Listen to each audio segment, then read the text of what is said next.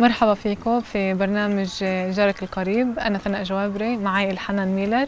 رح نحكي في هذا الجزء عن الآيات الصعبة اللي موجودة في القرآن أو في التوراة، وكيف إحنا كمتدينين بنتعامل معها.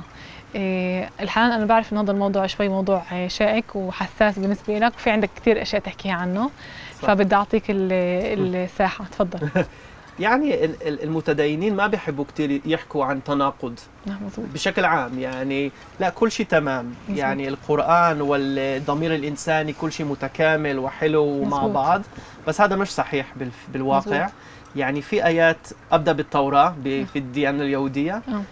في مثلا فريضة إنه كانت على اليهود في خروجهم من مصر إنه يبيدوا شعب كامل اسمه عماليق، نساء، أولاد، أطفال، لأنه كان أعداء قاسيين جدا لليهود أثناء خروجهم من مصر. وهناك آيات صعبة بالنسبة لتعامل غير متساوي مع الأغيار أحيانا. هناك آيات صعبة بالنسبة لنا كيهود، ذبح إسحاق أو الفريضة، يعني إنه الله وصى سيدنا إبراهيم إنه يذبح ابنه، سواء إسحاق باليهودية أو إسماعيل في الإسلام.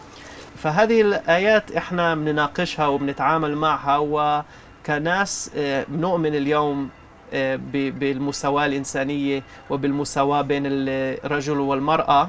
وفي فرق أيضا، أنت ممكن تحكي عن الموضوع بين الرجل والمرأة. بنواجه صعوبات نفسية كناس متدينين ملتزمين فيها. تفضلي. في الإسلام إحنا حابة أحكي إنه فيش عنا لا عنا ولا عندكم شرعية نناقش الآيات. ودايما مشكلتنا إحنا كمتدينين أو كمجتمعات متدينين إنه ما بنعرفش نتقبل الرأي الآخر. كل آخر مخيف، كل إشي جديد مخيف. ودايما يعني البعد من إنه أنت تكون متدين، اللي عندك نظرة نقدية على موضوع بين يطلعوك من الإسلام، مش كتير بعيد في هاي المجتمعات. هذا اللي بحس اللي بخلينا إحنا كمجتمعات شوي متأخرة، يعني بعيدة عن باقي المجتمعات. في كذا آية، لأنه مثلا بحس بعدم ارتياح، أو بحس بعدم ارتياح في شرح هاي الآيات. زي مثلا آية الرجال قوامون على النساء بما فضل الله بعضهم على بعض وبما أنفقوا. بكمالة الآية هو بتحكي الآية، الله عز وجل بحكي الرجال قوامون على النساء بما فضل الله بعضهم على بعض وبما أنفقوا من أموالهم، فالصالحات قانتات حافظات للغيب بما حفظ الله، واللاتي تخافون نشوزهن فعظوهن واهجروهن في المضاجع واضربوهن فإن أطعنكم فلا تبغوا عليهن سبيلا. في عندي طبعا مشكلة مع كلمة فاضربوهن، يعني هاي شغلة أنا بشوف إنها مش مفروض تنعمل. واللي حكيناه قبل شوي إنه مرات في آيات اللي هي نزلت في سياق معين في فترة زمنية معينة. طبعا لما نزلت هاي الآية كان فترتها بوؤد النساء، فكانت البنت بس تخلق كانوا يقبروها لأنهم بدهنش بنات، بدهم رجال، بدهم ذكور قصدي. فهاي الآية أنا بحس بدها لازمها فحص كذا مرة، لأنه أنا بحسش إنه في فضل للرجال على النساء. في كثير شيوخ بتفسر الفضل اللي فيها القوامون القوامي هو بانه هو في انه الزلمه الرجل بيصرف على بيته، بينفق لبيته، بيحافظ على بيته، مش انه هو انخلق رجل فهو افضل لانه فيه شيء اللي هو من الله افضل، يعني بدون ما يعمل ولا اي شيء ثاني. موضوع الاجتهاد يبدو يعني في هذه الآية أو في الآيات الصعبة عندنا خف شوي. مزبوط. في كلام، في حكي إنه أغلقت أبواب الاجتهاد في فترة معينة من التاريخ. مزبوط. فكيف إحنا كناس متحدثين يعني منورون كيف نتعامل مع هيك؟ المشكلة اللي كمان مرة بنضل نرجع لها أنا وياك، وفي عنا فيها مشكلة إنه إحنا بشي محل ما عندناش شرعية نحكي اللي بنحكيه. يعني احنا محدثين كمان كمان في الشباب اللي بفكروا زي وزيك بيحكوش هذا الحكي. ليه؟ لانه فيش الا شرعيه. لما ينفتح باب الشرعيه الناس تناقش هاي الامور، فبتلاقي الرجعه، كل الرجعه عن الدين وكل الهجم اللي على الدين بتخف، لانه في اشياء بتنفحص وفي اشياء بناخذها وفي اشياء بنصححها وفي اشياء بنقول انه هاي الاشياء كانت مناسبه لفتره زمنيه معينه وإسا مش مناسبه. زي ما حكيت لك الايه اللي هي لن ترضى عنك اليهود ولا النصارى حتى تتبع ملتهم. فهاي الايه بتقول انه بما معناه انه يعني هن مش رح يرضوا عنك، ولا رح دائما يحاولوا يا تكون انت يهودي يا نصراني، يا يكونوا هن دائما اعداء لك. وانا بحكي مره تناقشت مع امي بحكي لها بس افحصيها بالواقع مش مزبوطه. يعني افحصي في الواقع، في كثير حلفاء لنا هن يهود، في كثير حلفاء لنا اللي هن نصارى. يعني انا مثلا في عملي حلفائي هن يهود كلهن، يعني هن مش كلهم مسلمين متدينين زيي يعني. فالآية هاي كانت ممكن تناسب أول ما نزل الإسلام، أول نزول الإسلام، لأنه كان ديانة جديدة وإحنا كبشر أشياء جديدة شوي بنتحسس منها، يا مننفيها شيلة، يا منعاديها، يا باخذ لنا كثير وقت نتأقلم مع الإشي الجديد اللي صار. فممكن يعني كانت صحيحة لهذيك الفترة، للفترة اللي إحنا موجودين فيها اليوم مع عدائنا، يعني مع العداء الموجود بين اليهود والمسلمين. بس مثلا تغش تاخذها على النصارى، تقيسها على النصارى، مش مزبوطة. ايوه.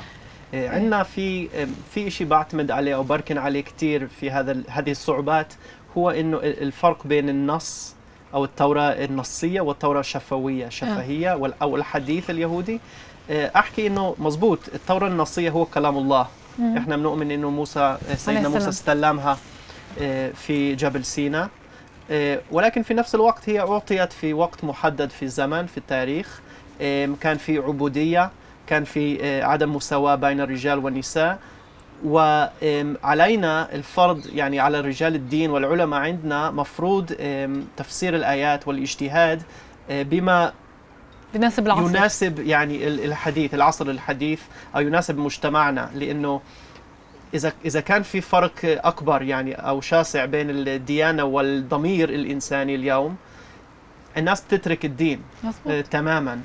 هذا اللي صاير، هذا هو للأسف، هذا هو اللي قاعد بصير. صحيح. ولذلك يعني ضروري جدا إن المفسرين أو العلماء أو حتى إحنا كناس متدينين نناقش الموضوع بصراحة، نحكي بانفتاح عن الفرق الشاسع هذا، ونناقش الآيات بما يناسب ضميرنا مثلا. مزبوط. هي آيات مش سهلة. هاي مواضيع اللي هي شائكة نوعا ما. أنا كنت حابة أحكي لك إنه مع إن مش مع إن بفضل إن أنا ربيت في بيت متدين، فكان على طاولة النقاش موجود كل المواضيع، حتى المواضيع اللي هي جنسية، اللي هي عند الناس المحافظين أو اللي بالمجتمع هي بنحكاش فيها. فكانت أمي دائما تقول لا حياء في الدين. فبتذكر أنا حتى في مدرسة، اشتغلت في مدرسة متدينة جدا، ولاحظت إنه الأولاد من صف 9 وفوق بينكشفوا على أفلام الإباحية. فأنا بتذكر عملت، مع إنه كان صف اللي فيه كله بس أبناء من صف 9 وفوق، فعملت عارضة اللي متساقط بالعبري، وحكيت لها عن موضوع البورنو كل جوانبه، كيف ليه لازم نمنع منه، شو ممكن يسبب للعلاقات وهي الشغلات. فأخذتها من منطلق إنه لا حياء في الدين. يعني الحمد لله إنه في بفهم الناس المتدينين للإسلام، المتدينين عن جد، اللي أنا بحكي دايما المتدينين الصحيح، إنه الأشياء حطها على الطاولة، تعال نناقشها، تعال نشوف كيف نصحح، ومش نخلي الأشياء مخبية. فبتأمل هاي التوجه إنه أكثر ناس يتبنوه ويكون أكثر شائع من البؤرة الصغيرة اللي هو محصور فيها حاليا. إن شاء الله. بالخلاصة بس بدي أحكي شغلتين. كثير بيسألوني عن معاملة الغير في التلمود مثلا. التلمود اللي هو النص كتب في بابل في القرن الخامس أو السادس ميلادي.